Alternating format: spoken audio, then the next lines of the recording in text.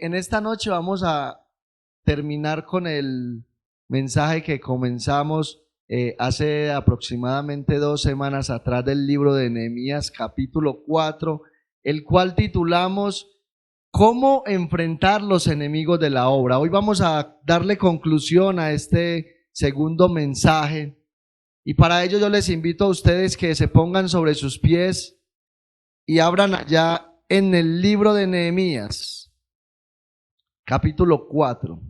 Nuevamente vamos a leer estos versículos, vamos a hacer un breve resumen y vamos a continuar desde el versículo 7 en adelante, pero con un enfoque específico en el versículo 14.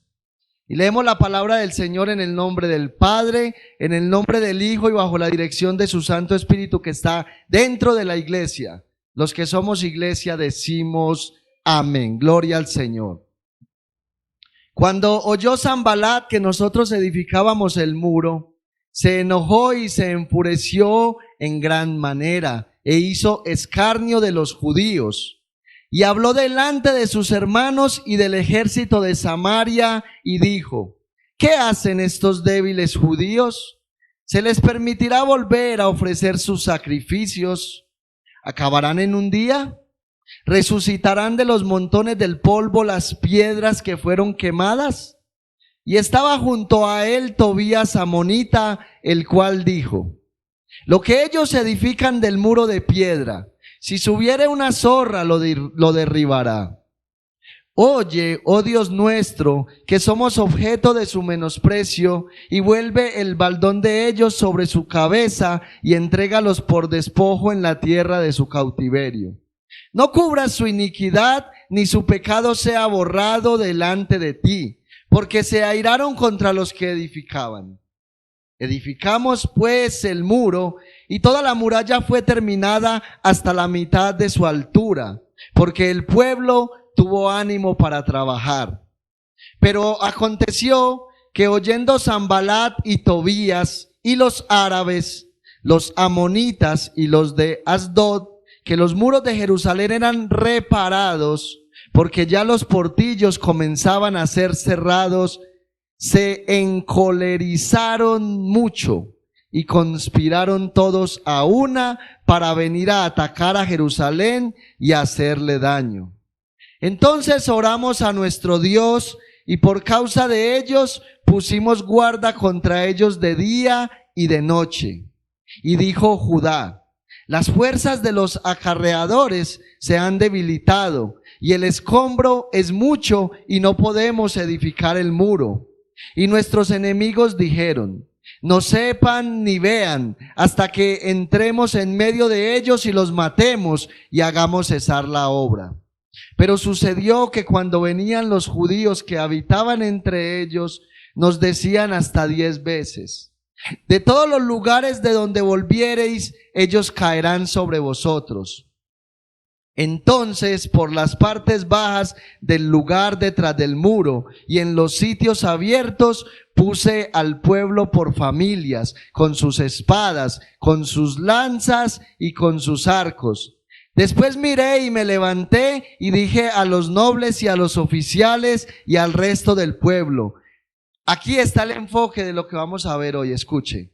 No temáis delante de ellos. Acordaos del Señor grande y temible y pelead por vuestros hermanos, por vuestros hijos y por vuestras hijas, por vuestras mujeres y por vuestras casas. Y cuando oyeron nuestros enemigos que lo habíamos entendido y que Dios había desbaratado el consejo de ellos, nos volvimos todos al muro, cada uno a su tarea. Desde aquel día, la mitad de mis siervos trabajaba en la obra y la otra mitad tenía lanzas, escudos, arcos y corazas. Y detrás de ellos estaban los jefes de toda la casa de Judá, los que edificaban en el muro, los que acarreaban y los que cargaban. Con una mano trabajaban en la obra y en la otra tenían la espada. Porque los que edificaban, cada uno tenía su espada ceñida a sus lomos y así edificaban. Y el que tocaba la trompeta estaba junto a mí. Y dije a los nobles y a los oficiales y al resto del pueblo: la obra es grande y extensa, y nosotros estamos apartados en el muro, lejos unos de otros. En el lugar donde oyereis el sonido de la trompeta, reuníos allí con nosotros. Nuestro Dios peleará por nosotros. Nosotros pues trabajábamos en la obra, y la mitad de ellos tenían lanzas desde la subida del alba hasta que salían las estrellas. También dije entonces al pueblo: cada uno con su criado permanezca dentro de Jerusalén, y de noche sirvan de centinela y de día en la obra. Y ni yo, ni mis hermanos, ni mis jóvenes, ni la gente de guardia que me seguía, nos quitamos nuestro vestido. Cada uno se desnudaba solamente para bañarse. Padre, una vez más te damos gracias. Padre, una vez más estamos en dependencia de ti. Necesitamos que nos hables en esta noche, Señor, a través de tu palabra. Dios mío, por favor, a través de tu Santo Espíritu, convence la iglesia, instruye la iglesia, conforme a tu preciosa y perfecta voluntad, exhorta, consuela, edifica, trae bendición por medio de esta palabra. Usa este instrumento que solamente depende de ti, Señor. Desbarata toda obra, todo plan del enemigo, y lleva a la iglesia en esta noche hacia adelante en bendición y en victoria en Cristo Jesús. Amén. Gloria al Señor. Como les decía al principio, vamos a darle culminación a este segundo mensaje que titula ¿Cómo enfrentar los enemigos de la obra? No vamos a hacer un resumen muy extendido de los primeros 6 versículos que tocamos hace 2 semanas atrás, pero sí vamos a enfocarnos en 2 cosas que son bien importantes. El pueblo comenzó a edificar los muros de la ciudad. Nehemías vino, trajo esa palabra de aliento, de exhortación al pueblo. El pueblo comenzó a reconstruir, e inmediatamente los enemigos de Dios y de la obra se levantaron contra el pueblo. Vemos la respuesta de Nehemías, que no fue pelear hombro a hombro con sus enemigos, sino más bien vemos que Nehemías ora delante de Dios. Nehemías es un hombre que depende de Dios en oración. Escuche, la Biblia nos llama a usted y a mí a que cuando el enemigo se levante y use personas que vengan a intentar dañar nuestra vida espiritual o la vida espiritual de la iglesia, usted y yo no debemos tomar represalias contra ellos. El Señor dice que dejemos espacio para la ira de Dios, porque la venganza es de Dios y no de nosotros. Entonces Nehemías dependió de Dios en oración, y vemos que el enemigo no se quedó quieto tampoco.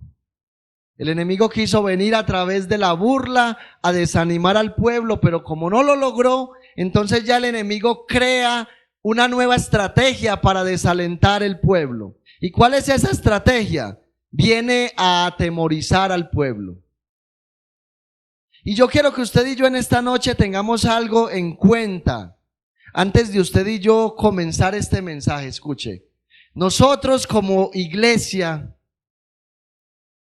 tenemos un enemigo que lo que quiere es directamente que nuestra vida espiritual y la vida espiritual de la iglesia no sea levantada. El enemigo quiere vernos derribados, quiere vernos destruidos y quiere vernos acabados. Y desde hace mucho tiempo Satanás ha venido maquinando en contra de esta iglesia para dividirla. Y de hecho yo creo que todos nosotros somos conscientes de ello. Amén. Que Satanás ha hecho varias cosas para dividir esta iglesia, pero hasta el día de hoy no lo ha podido lograr.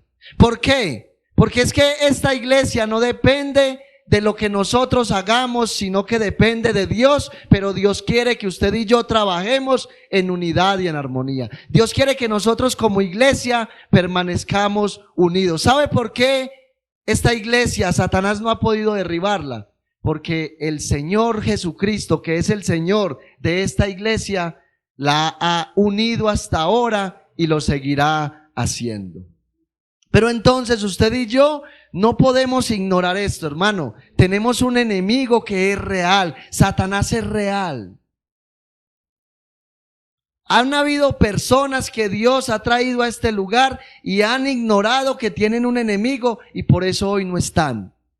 Por eso hoy ya no están, porque ignoraron que tenían un enemigo y se dejaron derribar. Escuche, por eso el apóstol Pablo, en su segunda carta a los Corintios, en el capítulo 2, versículo 11, le dice a la iglesia de Corinto lo siguiente: para que Satanás no gane ventaja sobre nosotros, pues no ignoramos sus maquinaciones.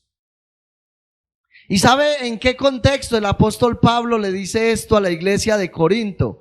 En el contexto de un joven que había sido expulsado de la iglesia porque había tomado la mujer de su padre y había fornicado con ella. Este hombre estaba practicando el pecado dentro de la iglesia y no se había arrepentido. La iglesia de Corinto estaba dividida. Y sabe que hay una relación muy grande entre la iglesia de Corinto y el pueblo de Israel en este tiempo. El pueblo de Israel también estaba dividido y Dios había mandado a Nehemías, ¿para qué? Para unir al pueblo a trabajar en unidad y en armonía. Entonces, este hombre había sido expulsado de la iglesia y había pasado un tiempo y este hombre ya se había arrepentido. Pero entonces la iglesia no había notado que este hombre ya estaba arrepentido y no lo habían invitado a entrar nuevamente a la iglesia. Y ahí es donde Pablo les dice: no, este hombre ya se arrepintió. No permitan que este hombre sea consumido de demasiada tristeza. Atráiganlo nuevamente a la comunión de la iglesia. ¿Para qué? Para que Satanás no gane ventaja sobre nosotros. Y les dice: no ignoremos las maquinaciones de Satanás. Lastimosamente en la iglesia cristiana hay dos bandos. Existen personas que ignoran la existencia de Satanás. Existen cristianos que ignoran las maquinaciones de Satanás. Y entonces viven por allá distraídos, Dios me lleve, Dios me traiga, como si Satanás no existiera. Pero por otro lado existen otros cristianos que ven a Satanás en todos lados. Lo ven en el cuadro de la casa, ven un mosquito y ahí mismo: que el Señor te reprenda. Están enfermos, ay, Satanás trajo esta enfermedad, y a veces no perciben que es un trato de Dios. Hay otros que pasan por situaciones difíciles: ay, es que el diablo me tiene arruinado, tengo la nevera vacía, y no se dan cuenta a veces que son consecuencias de su propio pecado, pero le echan la culpa a Satanás. Y tenemos que entender, hermanos, que Satanás no es el único enemigo con el que usted y yo combatimos. También combatimos con nuestra propia carnalidad y combatimos contra el sistema del mundo. Entonces el llamado del apóstol Pablo es a que usted y yo tengamos discernimiento espiritual. ¿Para qué? Para que sepamos cuándo directamente es Satanás el que está atacando la iglesia. Para que sepamos directamente cuando alguien está siendo tratado por Dios y para que entendamos cuando alguien está directamente luchando por las consecuencias de su propio pecado. ¿Para qué? Para que nos unamos en oración, cualquiera sea la causa. Para que nos unamos en oración, cualquiera sea la causa. Entonces vemos que los enemigos del pueblo nuevamente quisieron venir con una nueva estrategia para desalentar el pueblo, y la verdad es que lo estaban logrando. Ya habían construido la mitad de los muros, ya había un trabajo. Pero sin embargo empezaron a surgir comentarios dentro del pueblo y el pueblo comenzó a desalentarse a tal punto que ellos pensaron que ya no podían terminar el trabajo. Y ahí es donde viene Nehemías después de ver el pueblo desalentado, y en el capítulo 14 viene y les trae una palabra de aliento. Y yo quiero por eso que nos enfoquemos aquí en este versículo 14. Mire lo que les dice Nehemías al pueblo. Versículo 14.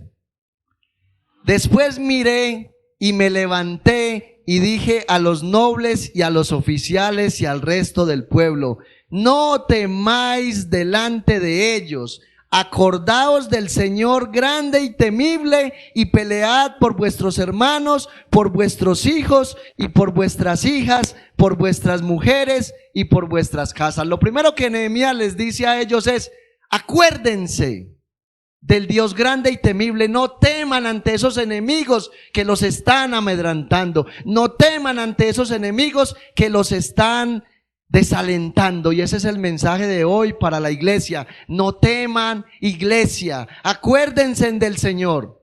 Nehemías los llevó a la antigüedad, cuando ese Dios mostró su poder sobre Egipto, cuando dividió el Mar Rojo, cuando liberó al pueblo de la esclavitud, cuando el Señor derribó las murallas de Jericó e hizo todas esas maravillas y prodigios en medio del pueblo. Y hoy Dios nos está diciendo a nosotros como iglesia: no teman. ¿Saben por qué?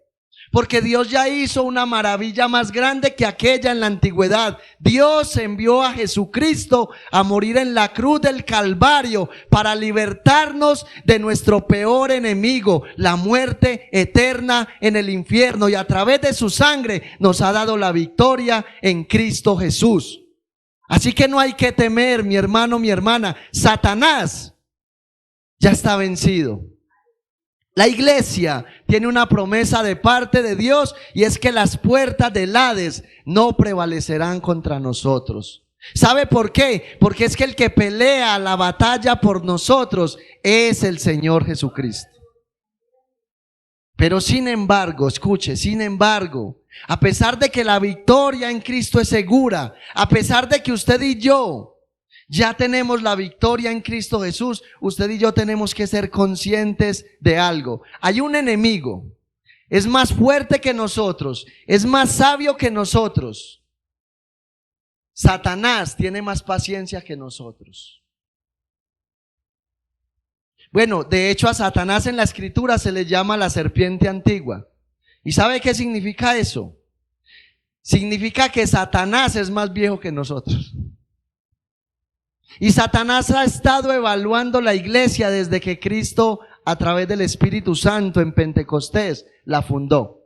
Y ha estado evaluando la iglesia. Y Satanás ha estado evaluando cómo vive la iglesia, cómo es la unidad y la armonía en la iglesia. Y a través de todas estas cosas que Satanás evalúa, es que Satanás viene a dañar la iglesia.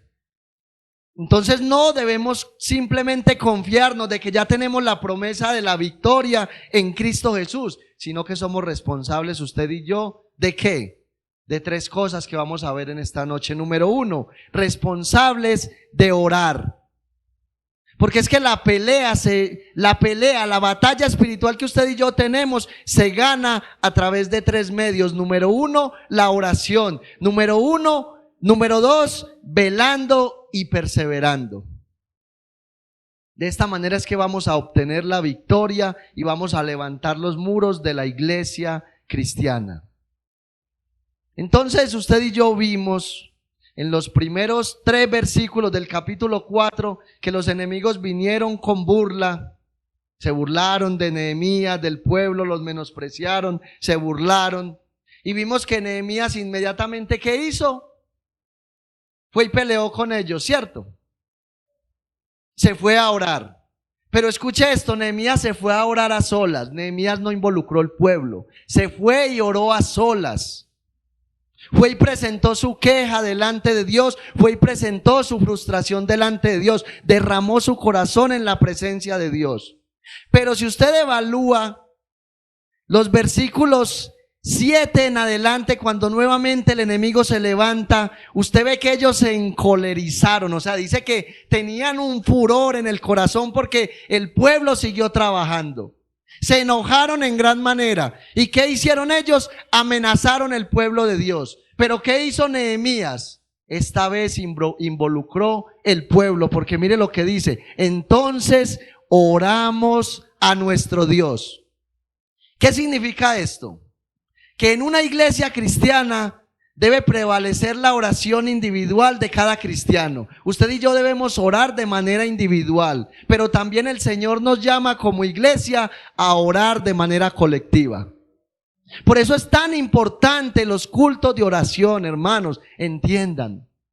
Por eso nos da tanta tristeza a veces cuando vemos que los viernes muchos hermanos pueden venir a orar y no lo hacen. Que en la mañana muchos cristianos de esta iglesia local también pueden venir a orar y no lo hacen. ¿Y sabe por qué? Es porque aún no han entendido esta verdad gloriosa.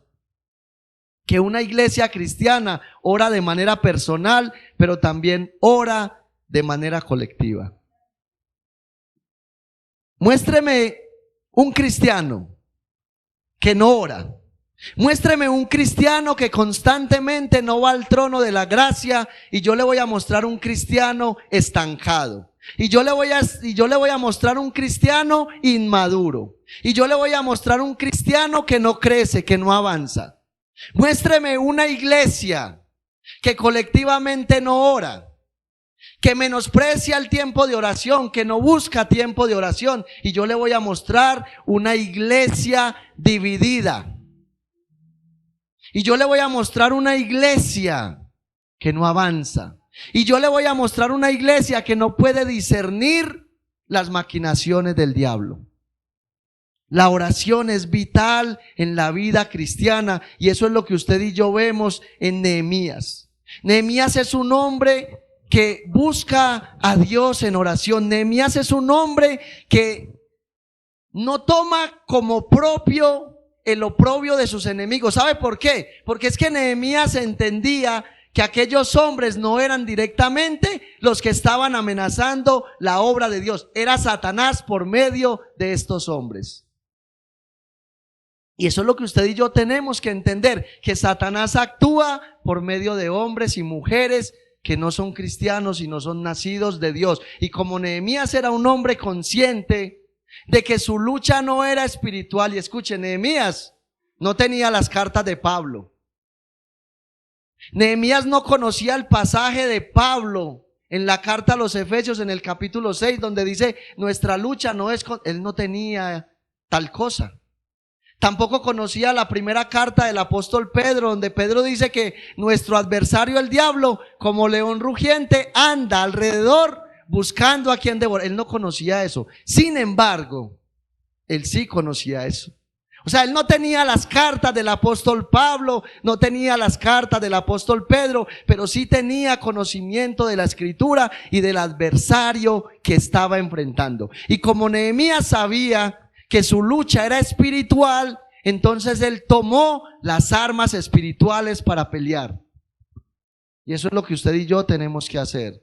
Entonces, en base a que tenemos un enemigo que constantemente está buscando atacar la iglesia, dividir la iglesia, ¿cómo debemos defendernos nosotros? A través de la oración.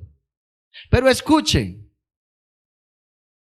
la oración no se puede quedar solamente ahí. Necesitamos es oración. ¿Cómo así, hermano Albeiro? ¿Qué significa eso? Necesitamos orar y actuar.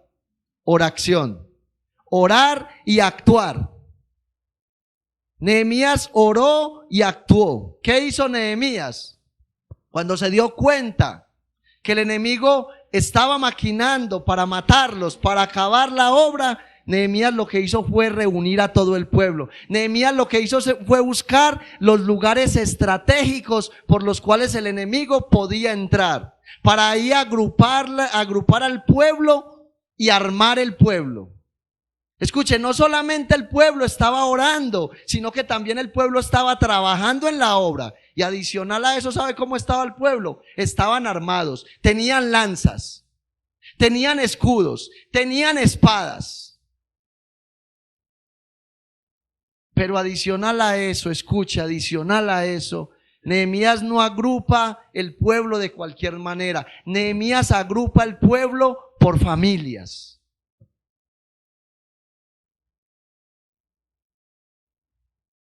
Y aquí quiero que nos detengamos por un momento. Escuche, la iglesia cristiana se divide de familias. Si una familia no está viviendo en unidad y en armonía, si el esposo está dividido con la esposa, si los hijos no se someten a los padres, si el hombre de la casa no ejerce la autoridad que Dios le ha dado, si la mujer no se somete voluntariamente al esposo, con gozo, con alegría, como al Señor, si el marido no ama a la esposa de la misma manera que Cristo amó a la iglesia no se va a levantar, porque es que la iglesia se compone de familias. Mire lo que dice el versículo 14 en su parte B. No temáis delante de ellos, acordados del Señor grande y temible, y pelear por vuestros hermanos, por vuestros hijos y por vuestras hijas, por vuestras mujeres y por vuestras casas. Ahí es donde la iglesia tiene que empezar a trabajar. No es simplemente orar.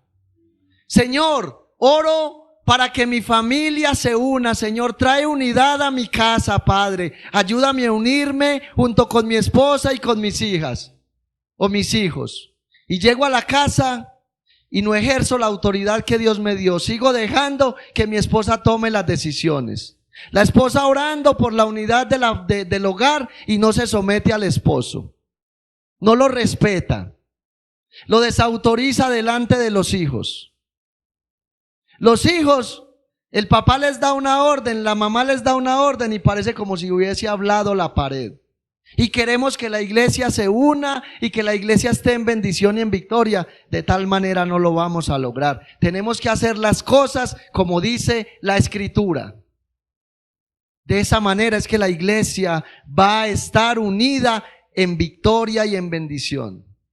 Hay algunos hermanos de la iglesia que les gusta demasiado orar, pero tal oración no es llevada a la práctica y ese tipo de oraciones no causan efecto en la iglesia. Hay gente que le dice al Señor: Señor, por favor ayúdame, Dios mío. Esa relación que yo tenía, Señor, antes de venir a ti, Señor, ayúdame a evitar esa mujer. Señor, ayúdame a evitar ese hombre. Yo no quiero tener nada que ver con él.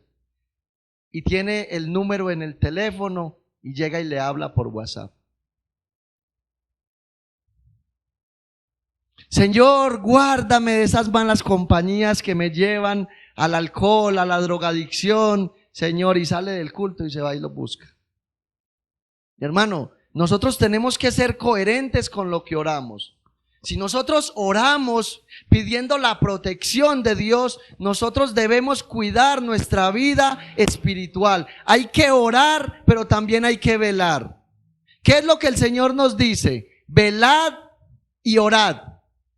No dice velad solamente, tampoco dice orar solamente. Velad y orar. ¿Y sabe qué significa esa palabra velar? Significa cuidar. Y yo tengo que comenzar por cuidar mi propia vida espiritual, porque es que nosotros a veces erramos. Nosotros a veces le oramos al Señor para que el Señor traiga esa unidad, esa armonía a la iglesia, para que el Señor levante la iglesia, y yo no estoy cuidando mi propia vida espiritual. Estoy viviendo de cualquier manera delante de Dios, y hay que empezar por cuidar nuestra propia vida espiritual para luego velar por la vida espiritual de la iglesia. Nosotros debemos de ser congruentes en lo que oramos, porque es que la verdad, a veces oramos sin entendimiento. ¿Sabe algo? Nosotros a veces oramos de manera superficial. Cuando nosotros nos acercamos a Dios en oración, lo primero que nosotros tenemos que hacer es evaluar nuestras propias palabras, porque a veces hay palabras que le decimos al Señor y no las queremos cumplir. Señor, yo me quiero comprometer contigo, Dios mío. Señor, yo quiero verdaderamente que tú me levantes. Señor, mañana me quiero levantar temprano para orar. Y ponen la alarma a las 7 de la mañana. O a veces le decimos cosas al Señor que no están en el corazón, que no estamos dispuestos a cumplir.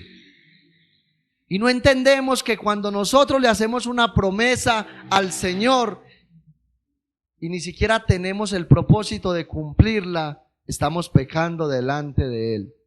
Y a veces empezamos a hacer oraciones que ni siquiera están en el corazón. A veces queremos hacer otras cosas, pero no nos esforzamos.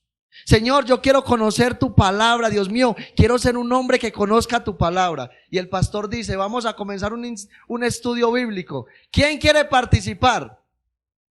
Y no levantan la mano. Y entonces, ¿cómo queremos verdaderamente conocer la Escritura si no vamos a ella? Si no vamos a ella con el firme propósito de aprender a estudiarla. ¿Para qué estudiamos nosotros la Escritura? Justo para eso, para ser mejores cristianos. Para conocer al Dios de la Biblia, para conocer quién es Él. Para conocer quién es Él en primer lugar.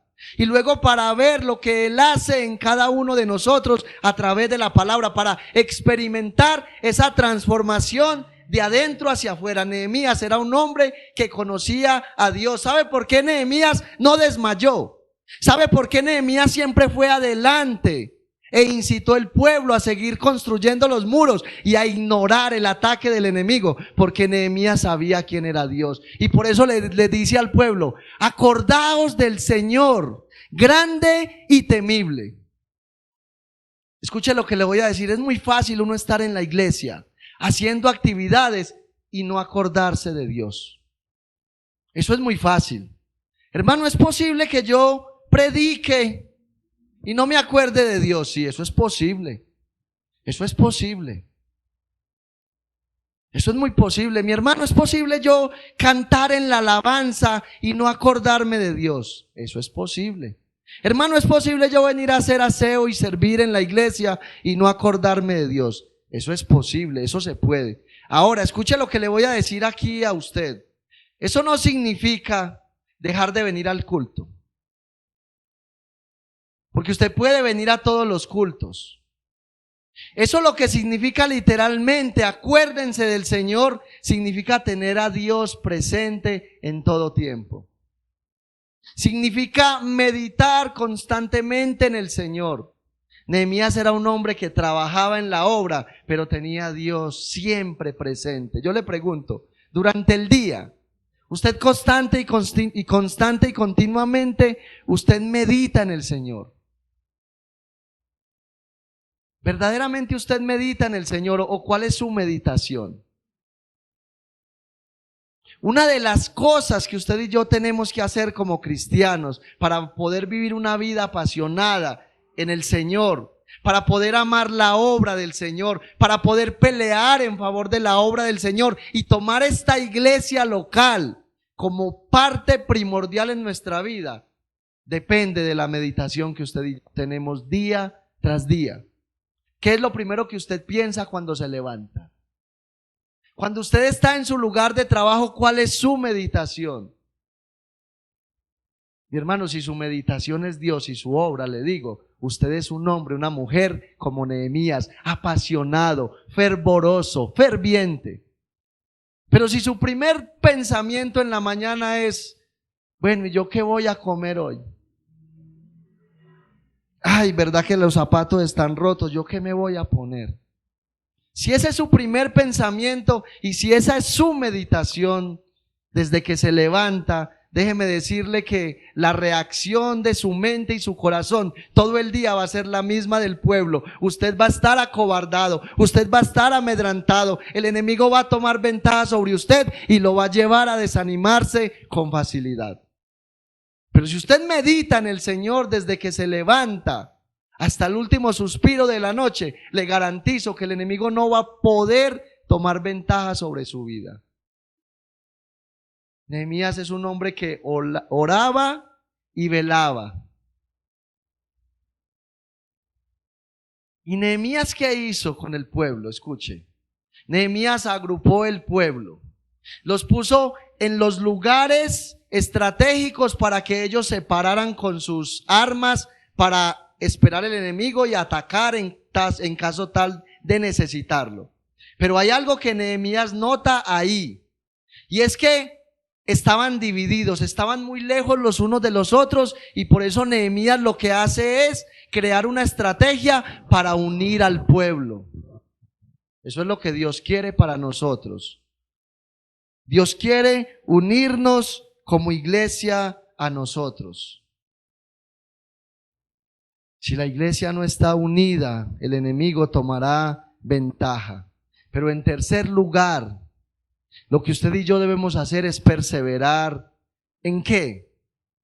Escuche, ¿perseverar en qué? En estar orando y velando. Porque es que si no perseveramos en ello, mi hermano, no vamos a poder levantar los muros. Es muy fácil comenzar a hacer las cosas, ¿verdad? Yo he visto personas que se esfuerzan y se trazan una meta. Voy a trabajar 2 meses seguido, me voy a privar de ciertas cosas, me voy a comprar una bicicleta elíptica, o estática, y voy a bajar tantos kilos. Y entonces trabajan 2 meses con esfuerzo, reúnen el dinero, van y compran la bicicleta y empiezan a darle a la bicicleta, pero al mes y medio o 2 meses, ya la bicicleta está por allá guardada en el armario. Hay personas que emprenden negocios e invierten todo su capital, todo su dinero, comienzan, se esfuerzan, pero al primer problema que viene, dejan todo tirado. Mi hermano, le digo que eso pasa en la vida secular. Vaya y venga. Que usted se quiebre económicamente hablando, que se quiebre. Que usted venda su bicicleta elíptica, véndala, no importa. Pero que usted en su vida espiritual, usted comience y usted se debilite y deje atrás lo que Dios ya le dio, eso sí da tristeza verdaderamente. Porque no importa si usted se muere pesando 100 kilos, si se muere con Cristo va para el cielo. No importa si usted económicamente se muere en bancarrota, no importa, allá en el cielo usted tiene una herencia reservada por toda la eternidad. Pero que usted, mi hermano y mi hermana, esté desanimado en la vida cristiana, que usted sea inconstante en la vida cristiana, eso sí da tristeza, porque tu alma está en riesgo. Porque el propósito de Dios no se está cumpliendo en su vida. Hay que perseverar, mi hermano. Nehemías fue un hombre que perseveró de principio a fin.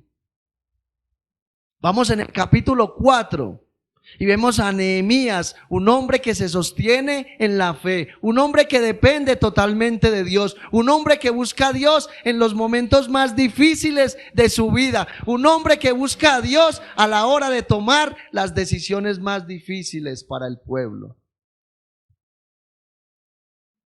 Y yo le pregunto a usted, mi hermano y mi hermana, a la luz de este hombre, Nehemías, ¿usted cómo se ve en el día de hoy? ¿Cómo se ve usted en el día de hoy con relación a Nehemías? ¿Cómo estás cuidando tu vida espiritual hasta el día de hoy? ¿Cuáles son sus prioridades en la vida cristiana con relación al enemigo que usted tiene?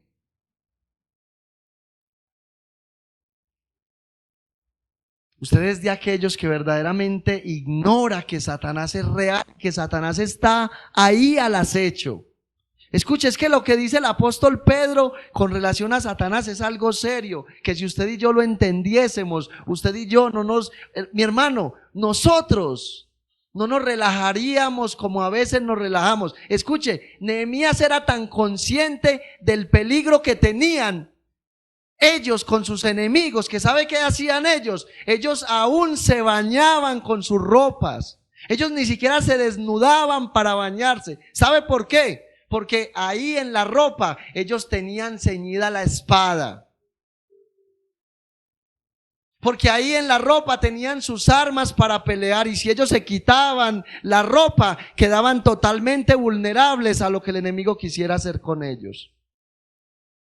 Por eso Pedro nos dice que velemos y oremos. ¿Por qué? Porque nuestro adversario, el diablo, anda como león rugiente buscando a quien devorar. ¿Sabe cuál es el problema de mucho cristiano? Que ahí ven una figura literaria solamente. Sí, es que Satanás no es un león, es que el león es Cristo. Amén, es verdad. Es verdad. El león de la tribu de Judá se llama Jesucristo, y Satanás no es un león. Él anda como león, pero no lo podemos menospreciar. ¿Sabe por qué? porque no anda intentando abrazar a sus víctimas. No anda simplemente como un león para hacerle un aruñetazo, no, dice para devorarlo. O sea, el objetivo de Satanás es destruirnos por completo. Yo no sé si ustedes recuerdan que hace yo creo que algunos meses ya, trajimos un mensaje sobre el endemoniado gadareno. Y yo no sé si usted logra percibir la figura de este hombre. La verdad, es asombroso ver la manera como Marcos describe el endemoniado gadareno. No solamente como lo describe físicamente, era un hombre totalmente deteriorado, sino la manera como él mismo se lastimaba. Este hombre quizás anhelaba la muerte con todo su corazón. Y sabe algo, Satanás nos quiere llevar a un punto peor que ese. ¿Sabe por qué? Porque Satanás ya sabe que Cristo hasta ahora ya comenzó una obra perfecta en nosotros. Escuche, es que el pueblo tenía los muros reconstruidos hasta la mitad. Y cuando uno piensa en eso, uno se da cuenta que cuando la obra está construida hasta la mitad, ya hay un trabajo grande con relación al final.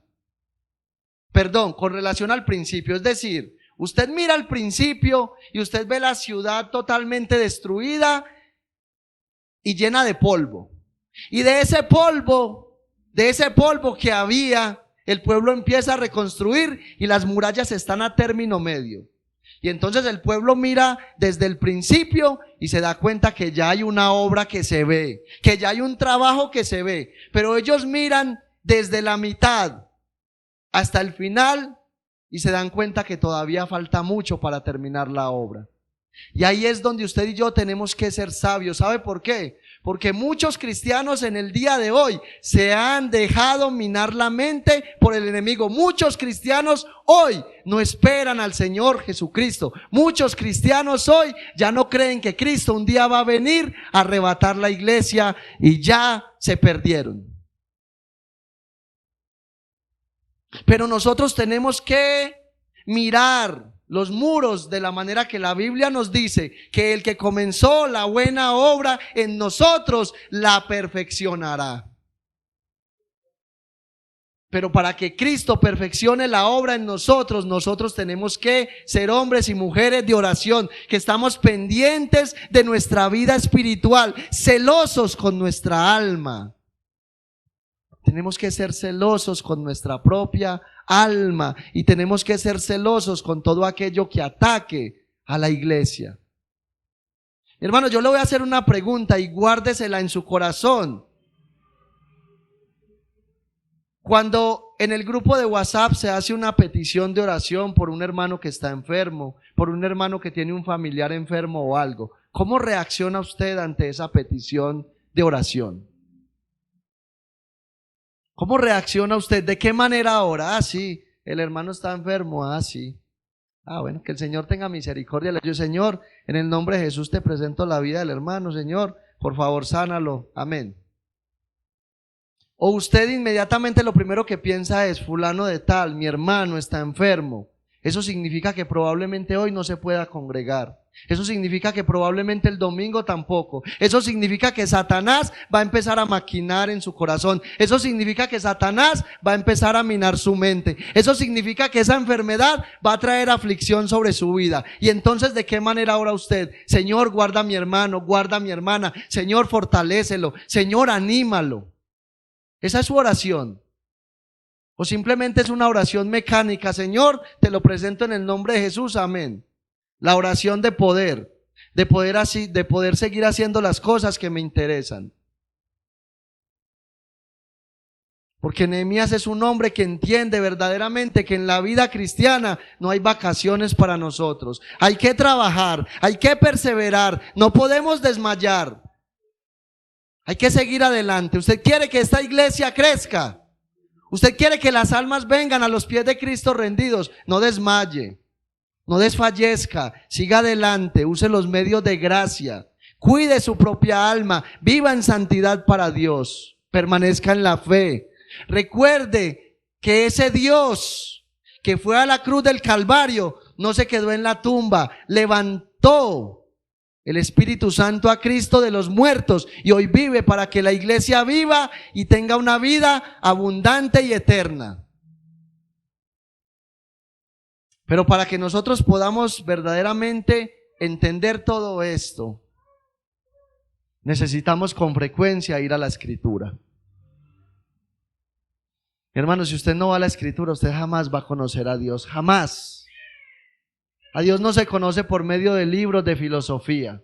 A Dios no se conoce por medio de testimonios. A Dios no se conoce por medio de devocionales. A Dios no se conoce por medio de predicaciones virtuales o presenciales. A Dios se conoce cuando usted y yo vamos directamente a la Biblia, con hambre, con deseo, con necesidad. Cuando usted y yo no entendemos un pasaje de la Escritura y en primer lugar nos llamamos al pastor a decirle: pastor, no entiendo tal pasaje, explíquemelo. No, cuando usted de rodillas, con lágrimas en los ojos, le dice al Espíritu Santo: Espíritu Santo, yo quiero conocer la palabra, revélame a Cristo en esta palabra y transfórmame a través de ella.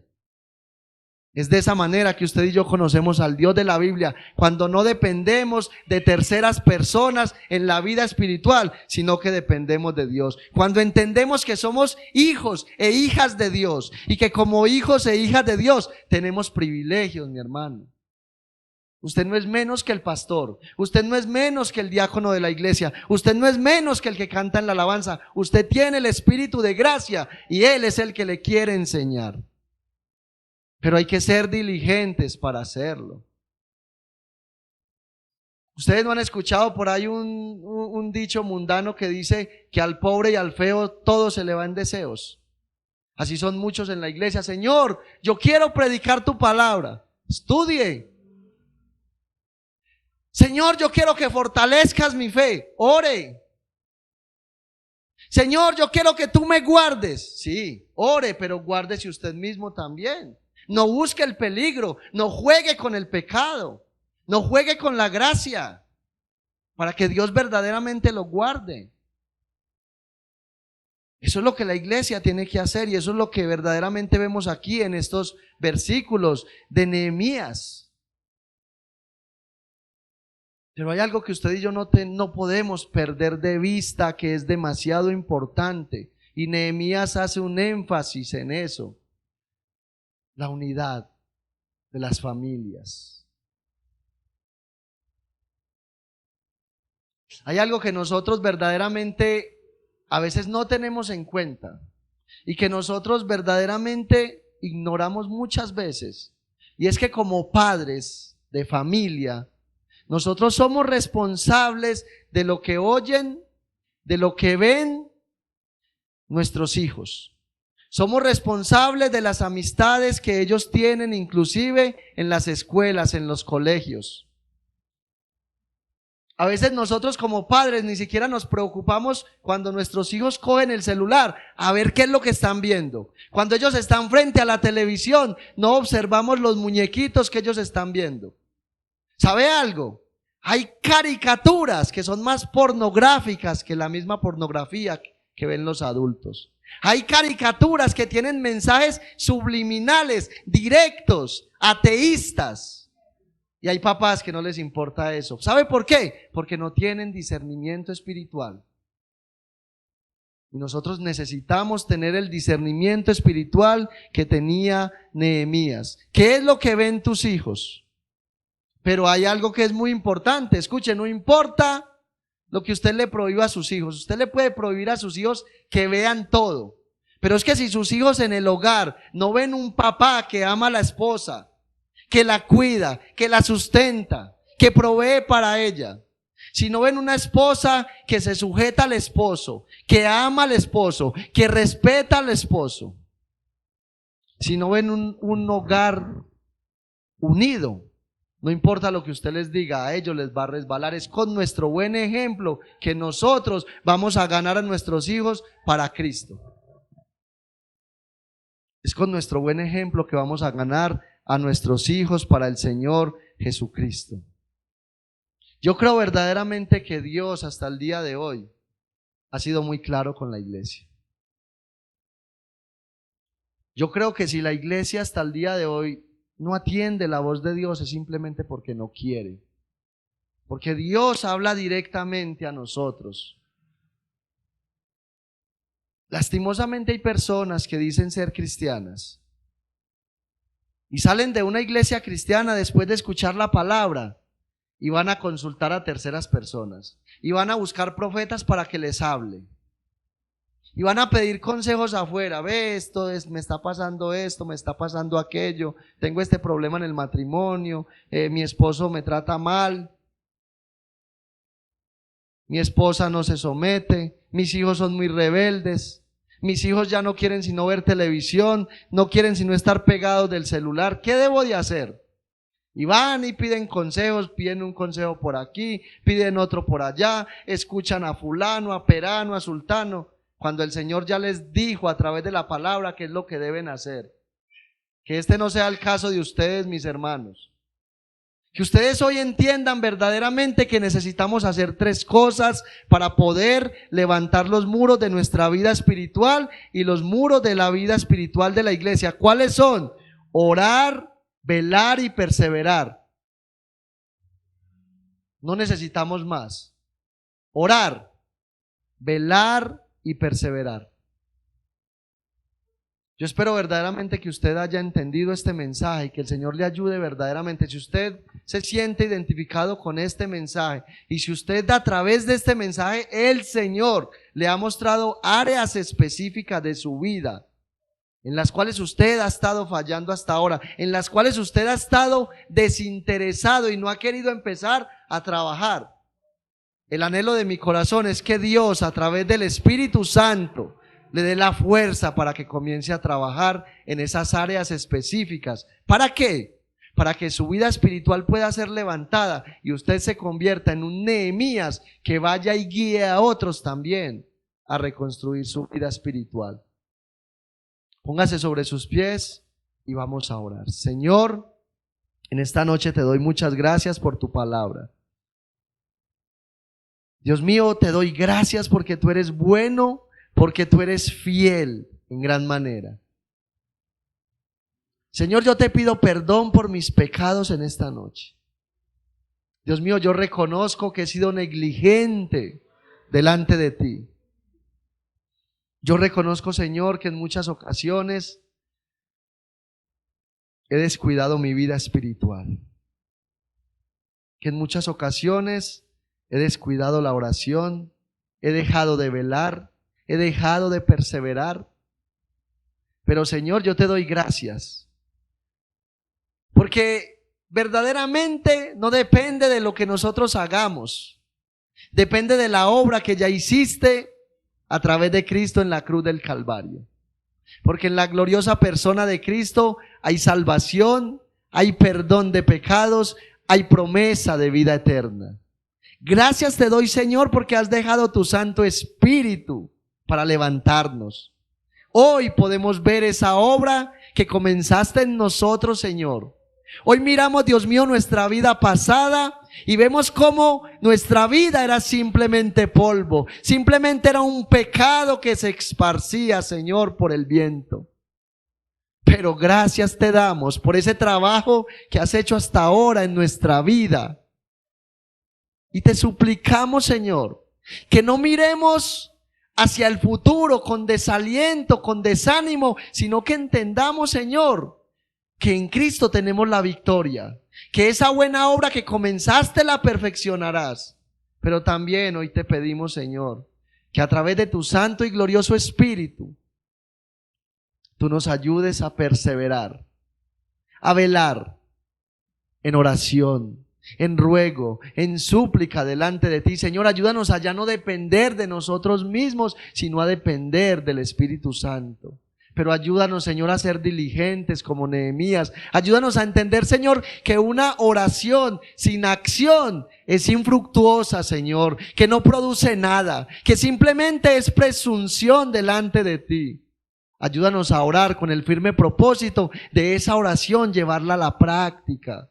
Quita de nosotros toda negligencia, toda pereza, toda apatía, Señor. Quita de nosotros el orgullo, la vanagloria y ayúdanos a entender, Señor, que tu propósito es unirnos como hermanos, que tu propósito, Señor, es que nos amemos los unos a los otros, así como tú nos amaste y te entregaste por nosotros. Ayúdanos a sentir la necesidad del hermano, ayúdanos a sentir el dolor del hermano, ayúdanos a gozarnos con aquel que se goza. Ayúdanos, Señor, a buscar a aquellos que están creciendo para que nos ayuden a crecer también, Señor. Une esta iglesia tan preciosa en la cual tú nos has puesto, Señor. Yo te alabo y te bendigo porque tú eres bueno y eres fiel. Te pido, Señor, que lleves este pueblo en bendición, en victoria. Señor, ahora este pueblo sale de este lugar, Señor, pero no sale de tu presencia. Ayúdanos a seguir adelante, Señor. Bendice a nuestra hermana Elizabeth allá en su casa. Síguela ayudando, síguela levantando. Nuestra hermana Lucila y todos aquellos hermanos, Señor, que no nos han podido acompañar a causa de sus diversas situaciones que tú conoces.